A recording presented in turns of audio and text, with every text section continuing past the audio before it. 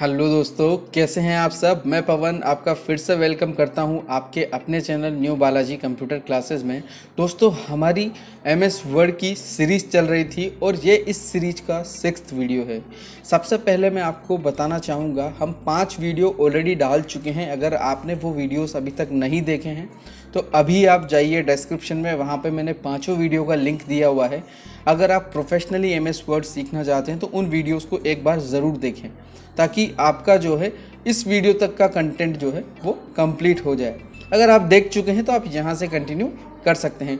दोस्तों, यहाँ पे इस सीरीज़ में मैं आपको बिल्कुल प्रोफेशनली एमएस वर्ड सिखा रहा हूँ। और प्रोफेशनली दैट मीन्स कि अगर आप किसी ऑर्गेनाइजेशन में काम करते हैं तो वहाँ पर किन किन चीज़ों का पता होना आपको ज़रूरी है, वो आपको मैं इस वीडियो में बताने वाला हूँ। तो चलिए बिना किसी देरी के हम लोग स्टार्ट करते हैं। दोस्तों, आप देखिए यहाँ पर हमारी स्क्रीन पर मैंने लेआउट टैब ऑलरेडी सेलेक्ट किया हुआ है। मैं डिज़ाइन टैब तक आपको ऑलरेडी पढ़ा चुका हूँ। और लेआउट टैब की जब हम बात करते हैं तो हमारा जो ये रिबिन है, वाइट कलर का एरिया जिसे हम लोग रिबिन बोलते हैं, इसमें 1, 2 और 3 सेक्शन है और लेआउट टैब हम लोग आज पढ़ रहे हैं। तो लेआउट टैब के अंदर सबसे पहला सेक्शन हमारा आता है पेज सेटअप का। तो दोस्तों, पेज सेटअप जो है ये बिल्कुल एक प्रोफेशनल टर्म ही है कि आपका ये जो पेज वाइट कलर का स्पेस ये आपको दिख रहा है, इस पेज में आप क्या क्या चीज़ें सेट कर सकते हैं। इसीलिए हम लोग ये पेज सेटअप वाला ऑप्शन यूज़ करते हैं। आइए देखते हैं इसमें क्या क्या चीज़ें हैं। सबसे पहले आप देखेंगे यहाँ पर मार्जिन होता है, एडजस्ट मार्जिन, ठीक है। इस पर मैं क्लिक करता हूँ और ये मेरे सामने कुछ ऑप्शंस निकल करके आ जाते हैं। तो आप देखिए ये हमारा नॉर्मल है जो बाय डिफ़ॉल्ट अभी सेलेक्टेड है। अगर मैं चाहता हूँ कि ये जो स्पेसिंग है हमारी इस पेज के चारों तरफ की, ये थोड़ी सी छोटी हो जाए तो मैं ये नैरो वाला यूज़ कर लूँगा। आप देखिएगा मेरा कर्सर शिफ्ट हो गया है। फिर अगर मुझे लगता है कि मुझे मॉडरेट रखनी है तो मैं इससे थोड़ा सा ज़्यादा रख सकता हूँ। अगर मुझे इसको वाइड रखना है, यानी कि बहुत ज़्यादा स्पेसिंग रखनी है, तो वो इस तरीके से दिखेगा। मैं यहाँ पर टेक्स्ट डाल देता हूँ ताकि आपको ये क्लियरली पता लगे, ठीक है। ये मैंने टेक्स्ट डाला तो देखिए मेरा कितना स्पेस ले रहा है। तो वाइड वाला मैंने भी मार्जिन रखा हुआ है। मिरर्ड अगर मैं रखता हूँ तो मिरर्ड का यहाँ पर ऐसे कोई इफेक्ट आपको नहीं दिखेगा। लेकिन अगर आपके पास एक से ज़्यादा पेजेस हैं तो वो जब इस शेप में जमेंगे तो मिरर्ड पोजीशन में आपको दिखेंगे। ये वाला हम लोग यूज़ नहीं करते हैं। हम लोगों को बाय डिफ़ॉल्ट मैं आपको यही सजेस्ट करूँगा, आप डिफ़ॉल्ट मार्जिन रखिए। अगर आपको मार्जिन को अपने प्रिंट लेते टाइम पे सेट करना है तो आप यहाँ से इसको सेट कर सकते हैं। देखिए यहाँ पर क्या क्या चीज़ें हैं। अगर आपको पेपर सेट करना है तो ये वाला ऑप्शन यूज़ में लेना है। अगर पूरा लेआउट सेट करना है तो यहाँ से आप सेट करेंगे। और सिर्फ मार्जिन अगर आपको सेट करने हैं तो यहाँ से आप यूज़ करेंगे। कुछ इसके ऑप्शन हमारे आगे वाले पेन में दिए हुए हैं। देखिए यहाँ पर ओरिएंटेशन है। तो दोस्तों, अगर आपका कॉपी का पेज, यानी कि ये डॉक्यूमेंट का पेज इस पोजीशन में है तो ये हमारा पोर्ट्रेट पोजीशन है। आप देखिएगा मेरा यहाँ पर पोर्ट्रेट सेलेक्टेड है। अगर आप इसको लैंडस्केप मोड में करना चाहते हैं तो इस पर क्लिक कीजिए। ये आपका जो है पेज आड़ा हो गया है। दैट मीन्स जिस तरीके से आप अपनी कॉपी को होल्ड करते हैं, मैं थोड़ा सा छोटा करके इसको आपको दिखाता हूँ। यहाँ पर अभी मेरी पोजीशन ये है, मैं इसे पोर्ट्रेट कर देता हूँ तो ये मेरा खड़ा पेज हो जाता है। और इसी को अगर हम लोग इस तरीके से रोटेट कर देते हैं तो ये आड़ा हो जाता है। तो इस तरीके से हमारा ओरिएंटेशन काम करता है। होप आपको समझ आ गया होगा। नेक्स्ट मैं इसको थोड़ा सा बड़ा कर लेता हूँ ताकि ये हमें विजिबल हो जाए, ठीक है। अब हम लोग बात करते हैं साइज़ की। दोस्तों, जब आप बाय डिफ़ॉल्ट एमएस वर्ड को ओपन करते हैं तो यहाँ पर आपका जो डॉक्यूमेंट है वो लेटर साइज में ही ओपन होता है। दैट मीन्स कि इसे आप यहाँ देखिएगा नीचे, यहाँ पर इसको 100% पर ही ये आपका ओपन होगा और इसी पर ही आपको काम करना होता है। तो अगर आप इसकी साइज़ चेंज करना चाहते हैं, देखिए अगर आपको टेबलॉइड चाहिए तो आप इस पर क्लिक करके इसको टेबलेट फॉर्म में ले सकते हैं। अगर आपको इसमें स्टेटमेंट अगर डालना है तो वो ये वाला पोजीशन आपको लेना होगा। अगर आप यहाँ से एग्जीक्यूटिव फॉर्मेट लेना चाहते हैं तो वो इस तरीके से आपको लेना होगा। तो जो भी आपकी रिक्वायरमेंट रहती है, A3, A4, A5 या B4, B5, वो सारे ऑप्शन यहाँ पर आपको साइजेस में मिल जाते हैं। लेकिन ये आप कब यूज़ कर पाएंगे, जब आपको पता होगा कि MS ऑफिस में हमें इस तरह के फॉर्मेट्स भी मिलते हैं। तो दोस्तों, लेआउट टैब आपको ये फैसिलिटी देता है और आप इसे यूज़ कर सकते हैं। डिपेंड करता है आपकी रिक्वायरमेंट में। मैं इसे डिफ़ॉल्ट सेट कर देता हूँ लेटर की पोजीशन पे। नेक्स्ट हमारा आता है कॉलम वाला ऑप्शन। जब कभी भी आपको MS वर्ड में अगर आपको अपने टेक्स्ट को एक से ज़्यादा कॉलम में लिखना है तो आपको जस्ट यहाँ से 2 सेलेक्ट करना है। आप देखिएगा ये मेरा टेक्स्ट जो है अभी एक कॉलम में है, मैं इसमें इसी टेक्स्ट में इसको कॉपी करके और यहाँ से कॉपी करके यहाँ नीचे एंटर कर देता हूँ। ठीक है, तो आधा टेक्स्ट मेरा दूसरे कॉलम में आ गया। अगर इस तरीके से आपको कभी टेक्स्ट में लिखना है, कभी 3 कॉलम में अगर आप चाह रहे हैं तो उसको इस तरीके से आप यूज़ कर सकते हैं। दोस्तों हमें कभी ना कभी इस तरीके की रिक्वायरमेंट होती ही है, और आप अगर प्रोफेशनली सीखना चाह रहे हैं तो ये चीज़ें आपको पता होना ज़रूरी है। नेक्स्ट हम लोग बढ़ते हैं दोस्तों ब्रेक वाले ऑप्शन की तरफ। Break, page break, column break, उसके बाद टेक्स्ट रैपिंग, फिर हमारा आता है नेक्स्ट पेज से break, continuous break, even page break, odd page break. इस तरीके के ये सारे पेज ब्रेक वाले ऑप्शन हम लोग यूज़ कर सकते हैं। तो दोस्तों ये किस तरीके से काम करते हैं और ब्रेक को हम क्यों यूज़ करते हैं ये मैं आपको बताता हूँ, और यही हम लोग इसमें पढ़ने वाले हैं। आप देखिएगा मैंने फर्स्ट वाला सेलेक्ट किया, यहाँ पर इसके डिस्क्रिप्शन में लिखा हुआ है mark the point eight which one page ends and the next page begins. तो ये वाला ऑप्शन मैं Ctrl Z करता हूँ, इसको सिंगल कॉलम में ले आता हूँ दोस्तों। ठीक है, पहला जो पेज ब्रेक था, अगर मैं यहाँ से इस पेज को ब्रेक करना चाहता हूँ तो मैं यहाँ जाऊँगा, मेरा कर्सर मैंने यहाँ रखा हुआ और जस्ट इस पर क्लिक कर दूँगा। आप देखिए मेरा पेज यहाँ से 2 भागों में बट गया, एक हिस्सा ऊपर रह गया जहाँ से मैंने कर्सर रखा था और उसके बाद वाला हिस्सा नेक्स्ट पेज में आ गया। तो पहला वाला हिस्सा हमारा इस तरीके से काम करता है। तो सेकंड वाला अब हम यहाँ पर देखेंगे, indicate that the text following columns break begin in the next column. ठीक है, इसमें क्या होगा दोस्तों, अगर आपने 2 कॉलम वाला, मैं Ctrl Z करता हूँ, इस टेक्स्ट को वापस से ऊपर ले जाता हूँ। ठीक है, और यहाँ पर थोड़ा सा टेक्स्ट और डाल देता हूँ, Ctrl C और Ctrl V से मैं यहाँ पर टेक्स्ट को डाल देता हूँ। तो ये मेरा थोड़ा सा ज़्यादा टेक्स्ट हो गया। अब मैं यहाँ से इसको 2 कॉलम में कर देता हूँ, या फिर मैं क्या करता हूँ, यहाँ से इसको सेलेक्ट करता हूँ और ये कर्सर मेरा यहाँ रख देता हूँ मैं यहाँ पर। ठीक है, और यहाँ पर जाता हूँ,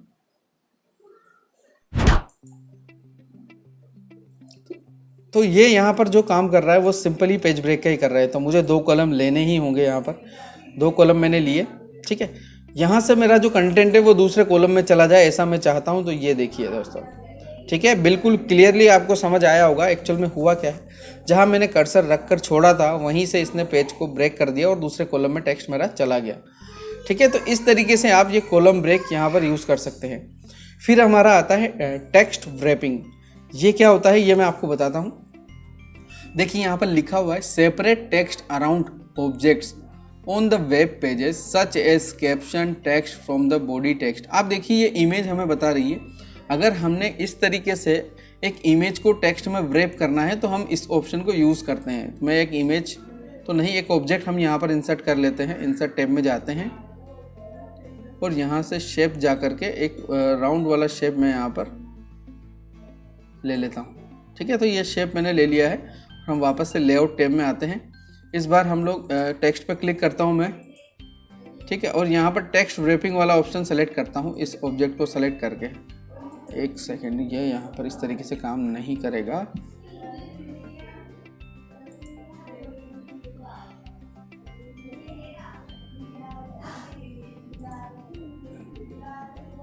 एक इमेज हम लोग एक काम करते हैं, यहाँ पर ले लेते हैं। हो सकता है टेक्स्ट जो है शेप्स को ये ऑब्जेक्ट कंसिडर ना कर रहा हो। मैं इस तरह की एक इमेज, यही वाली इमेज हम लोग ले लेते हैं।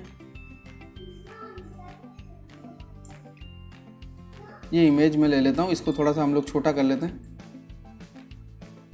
ठीक है, ये इतनी इमेज मैंने ली और इस बार मैं इस पर जाता हूँ और टेक्स्ट रैपिंग अप्लाई करता हूँ। तो ये देखिए टेक्स्ट मेरा जो है रैप हो गया है इस पर।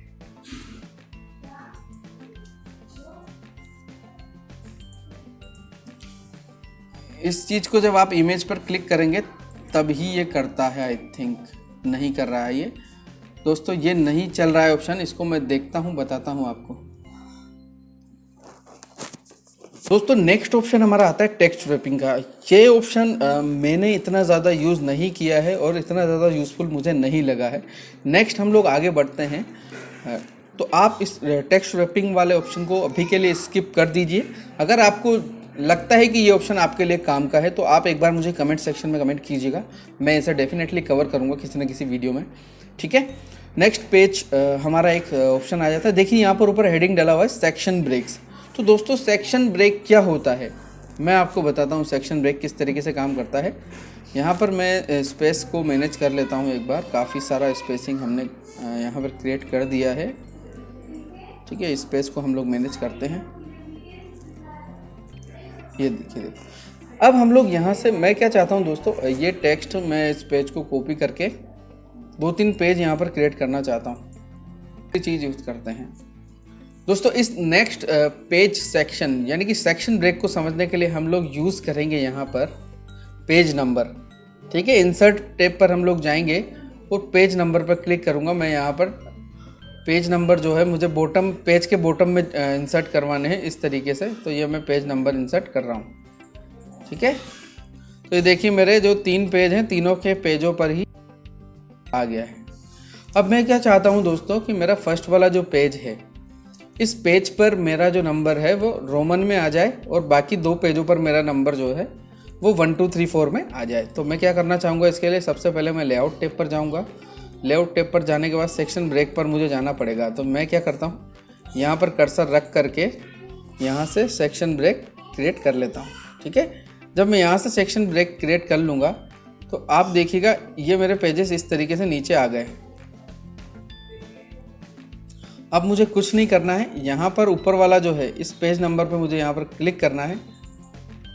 पेज नंबर पे क्लिक करूँगा, यहाँ से पेज नंबर का फॉर्मेट मुझे करना है, फॉर्मेट मुझे यहाँ से लेना है, सेलेक्ट करना है स्टार्टिंग एट रोमन से, जो कि मैंने आपको बोला था।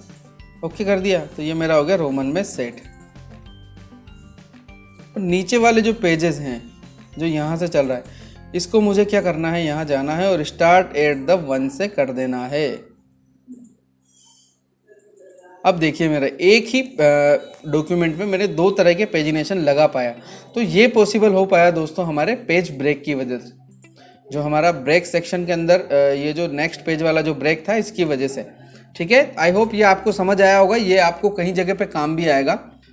ये वाला ऑप्शन भी इतना ज़्यादा यूज़फुल नहीं है। फिर अगर आपको चाहिए कि आप इवन और ओड नंबर पेज पर सेक्शन इंसर्ट करें तो आप इन दोनों ऑप्शंस का यूज़ कर सकते हैं दोस्तों। नेक्स्ट हम लोग बढ़ते हैं हमारे नेक्स्ट सेक्शन की तरफ, पैराग्राफ सेक्शन। दोस्तों आपने देखा होगा कि यहाँ होम टैब पर हम लोग ये इंडेंट पढ़ते हैं, इंक्रीज इंडेंट और डिक्रीज इंडेंट। इसी का एडवांस वर्जन हमें लेआउट टैब में यहाँ देखने को मिलता है। अगर आप लेफ्ट साइड से इंडेंट चाहते हैं किसी भी पैराग्राफ को, सबसे पहले जस्ट आपको ऐसे सेलेक्ट करना है कंट्रोल, और अगर लेफ्ट साइड से इंडेंट अगर आप चाहते हैं तो इस तरीके से आप माइनस इंडेंट दे करके इसको पैराग्राफ को मूव कर सकते हैं। और ये अभी बिल्कुल 0 पे था और ये प्लस इंडेंट अगर आप देना चाहते हैं तो इस तरीके से आप इसको आगे पीछे मूव कर सकते हैं। तो इंडेंट का मतलब होता है स्पेसिंग। अगर आप अपने पैराग्राफ के आगे या पीछे की तरफ कोई भी एक्स्ट्रा स्पेस ऐड करना चाहते हैं तो आप इसको यूज़ कर सकते हैं। अगर ये तो था लेफ्ट साइड से, अगर आप राइट साइड से इंडेंट चाहते हैं तो देखिए राइट साइड से मेरा टेक्स्ट मूव हो रहा है, बहुत आसान है, ठीक है। इसको आप यूज़ कर सकते हैं। फिर हम लोग आते हैं स्पेसिंग की तरफ, ये मैंने 0 कर दिया। अगर आप बिल्कुल टॉप से यानी कि पैराग्राफ से पहले स्पेसिंग चाहते हैं तो इसको ऊपर की तरफ से स्पेस आप दे सकते हैं। हर पैराग्राफ में ये ऊपर की तरफ से स्पेस ऐड होता जाएगा। अगर आप स्पेस नहीं चाहते हैं तो इसको आप 0 कर दीजिए या 10 जो बाय डिफ़ॉल्ट रहता है वो कर दीजिए, ठीक है। अभी देखिए आफ्टर में 10 की स्पेसिंग दी हुई है, इसको आप बढ़ा भी सकते हैं। ये पैराग्राफ के बाद में स्पेसिंग ऐड कर रहा है, पहले वाला पैराग्राफ से पहले स्पेसिंग ऐड कर रहा था, ये बाद में स्पेसिंग ऐड कर रहा है। आई होप ये वाला पोर्शन आपको समझ आ गया होगा। अब हम लोग बढ़ते हैं हमारे नेक्स्ट सेक्शन की तरफ जो है हमारा अरेंज सेक्शन। इसके लिए हमें कुछ शेप्स यहाँ पर इंसर्ट करने होंगे। ये मैं शेप्स इंसर्ट कर लेता हूँ एक, ठीक है। ये मैं ले लेता हूँ सेकंड, ये मैं ले लेता हूँ थर्ड, ये मैं लेता हूँ फोर्थ। इस तरीके से मैंने 4-5 शेप्स यहाँ पर ले लिए। इनको मैं कलर वाइज अलग अलग डिफ्रेंशिएट कर लेता हूँ ताकि ये इजीली पहचान में आ जाए और हम लोग इस पर यूज़ ले सकें। दोस्तों ये देखिए, आप देखिए इस तरीके से जमा, सबसे पहले हमारा ट्रायंगल है, उसके बाद हमारा ये राउंडेड है, फिर उसके बाद ये हमारा एरो है और उसके बाद लास्ट में हमारा ब्लू वाला है। तो अगर आप इनको, ये वाले दोनों ऑप्शन मैं अभी बताऊंगा आपको, पहले हम लोग यहाँ पर चलते हैं इस पर। अगर आप इसको ब्रिंग फॉरवर्ड का मतलब इस वाले को आगे लेकर आना चाहते हैं तो इस पर एक बार क्लिक कीजिए, एक स्टेप ये आगे आ गया, फिर एक बार क्लिक करेंगे तो ये एक स्टेप और आगे आएगा, फिर एक बार क्लिक करेंगे तो एक स्टेप और आगे आएगा। ये देखिए अब सबसे ऊपर आ चुका है। इसी तरीके से अगर आप इसको पीछे ले जाना चाहते हैं तो सेंड बैकवर्ड करेंगे, एक बार फिर बैकवर्ड फिर बैकवर्ड, ये बिल्कुल पीछे चला गया। तो शेप्स पर जब आप काम कर रहे होते हैं डॉक्यूमेंट में और उनको अगर आपको अरेंज करना है तब हमारा ये अरेंज वाला पैनल हम लोग काम में लेते हैं। दूसरा मैं क्या करूँगा, इनको अगर अरेंज करना चाहता हूँ जो सभी शेप्स को ऐसे एक बार कंट्रोल दबाना है और उसके साथ सभी शेप हम लोग सेलेक्ट कर सकते हैं। ये देखिए, और इनको मैं अरेंज कर देता हूँ सेंटर, अलाइन सेंटर कर देता हूँ, तो ये एकदम बिल्कुल सेंटर में अलाइन हो गया। ये वाला छूट गया, इसको भी सेंटर अलाइन कर लीजिए तो ये सेंटर में आ गए। तो इस तरीके से आप इन सभी शेप्स को अलाइन कर सकते हैं लेफ्ट राइट साइड में जहाँ भी आपकी रिक्वायरमेंट रहती है। तो हमने बेसिक इसमें से पढ़े ये जो ऑप्शन थे। अब इसके अंदर भी ऑप्शन है दोस्तों, है ना। अब मैं क्या करता हूँ, ये ब्लू वाला शेप जो है मेरा, ये ब्लैक वाला शेप देखिए, इस ब्लैक वाले शेप को मैं बिल्कुल पीछे भेजना चाहता हूँ डायरेक्ट। तो मुझे क्या करना है, डायरेक्टली यहाँ से क्लिक करूँगा मैं सेंड टू बैक। देखो दोस्तों ये बिल्कुल पीछे चला गया। अगर इसको मुझे वापस से आगे लेकर आना है तो यहाँ अंदर जाएंगे और इसको लेकर के आएंगे ब्रिंग टू फ्रंट, तो ये एकदम सामने आ गया। इस तरीके से आप इस ऑप्शंस को यूज़ कर सकते हैं। अब मैं यहाँ से कुछ शेप्स डिलीट करता हूँ, आपको वो वाले ऑप्शन समझ में आ गए हैं। एक ही शेप्स को रखता हूँ, इसको भी मैं डिलीट कर देता हूँ और अपना टेक्स्ट वापस ले आता हूँ मैं। तो ये मैं टेक्स्ट अपना ले आया हूँ वापस से, और इसके अंदर से मुझे स्पेसिंग को सेट कर लेना चाहिए एक बार। ये मेरी स्पेसिंग मैं यहाँ पर ऑटो कर देता हूँ, इतना स्पेसिंग हम लोग रख लेते हैं। यहाँ पर अब मैं इंसर्ट करता हूँ एक शेप, ये वाला शेप नहीं सॉरी इमेज ले लेते हैं हम लोग, जो इमेज में लेकर के आया था। इमेज है जो हम यहाँ इंसर्ट करेंगे, मेरा वाला ही एक फ़ोटो है, यहाँ पर मैं डाल देता हूँ इसको।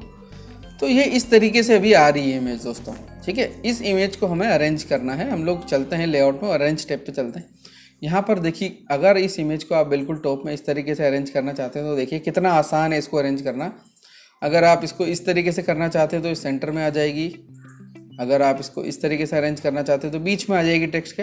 तो इसके पोजीशन के थ्रू आप अपनी इमेज को यहाँ पर टेक्स्ट के साथ एडजस्ट कर सकते हैं। फिर हमारा आ जाता है रैपिंग वाला ऑप्शन। देखिए दोस्तों, यहाँ पर जो है ये वाले ऑप्शंस तो जो हैं इतने ज़्यादा यूज़फुल नहीं लगेंगे आपको, लेकिन एक आता है बिहाइंड द टेक्स्ट, यानी कि टेक्स्ट के पीछे अगर इमेज डालनी है तो हम इसको यूज़ करेंगे। टेक्स्ट के ऊपर अगर इमेज डालनी है हमें तो इस टेक्स्ट ऑप्शन को अपन यूज़ कर लेंगे और ये इमेज हमारी टेक्स्ट के ऊपर आ गई है। तो ये दोनों ऑप्शंस आपको यहाँ पर काम के हैं, ठीक है। और उसके बाद एडिट व्रेप पॉइंट्स, यहाँ पर जो पॉइंट्स भी आपको मिल जाएंगे, ठीक है। इस तरीके से आप इस इमेज के आसपास अपने अकॉर्डिंग कोई भी तरह से जगह छोड़ सकते हैं। मुझे पता है ये ऑप्शन इतने ज़्यादा यूज़फुल नहीं है, लेकिन ये दिया हुआ तो आप यूज़ कर लीजिए। बाकी इसके अंदर कोई भी ऑप्शन इतना ज़्यादा यूज़फुल नहीं है, ठीक है।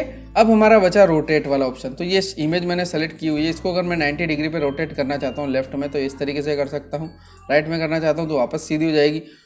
फ्लिप वर्टिकल करना चाहता हूँ तो ये फ्लिप वर्टिकल हो गया, और फ्लिप हॉरिजॉन्टल करना चाहते हैं तो फ्लिप हॉरिजॉन्टल भी आप कर सकते हैं। जो भी आप चाहें वो कर सकते हैं। और इसी के साथ हमारा लेआउट टैब यहाँ पर ख़त्म होता है। दोस्तों, मैंने कोशिश की है कि जितनी भी यूज़फुल चीज़ें हैं आपके बिज़नेस के लिए, आपके प्रोफेशन के लिए, वो मैं यहाँ पर कवर करूँ, और मैंने वो कवर भी की है। अगर इन्फॉर्मेशन आपको लगता है ये डेफिनेटली आपके लिए यूज़फुल है तो प्लीज़ हमारे चैनल को अभी सब्सक्राइब कर लीजिए, वीडियो को लाइक कीजिए और शेयर कीजिए अपने फैमिली मेम्बर्स में, ताकि इसी तरीके से आगे भी आपको हम लोग वीडियोस देते रहें और आप अपना प्यार हमें वीडियोस में लाइक और कमेंट्स के थ्रू शेयर कर सकते हैं। दोस्तों, आप मुझे बताएं आप आगे इन फ्यूचर में किस तरह की वीडियोस देखना चाहते हैं। हम कोशिश करेंगे उसी टॉपिक से रिलेटेड वीडियोस आपके लिए लेकर आने की। आज की वीडियो में हम लोग इतना ही रखते हैं। जय हिंद।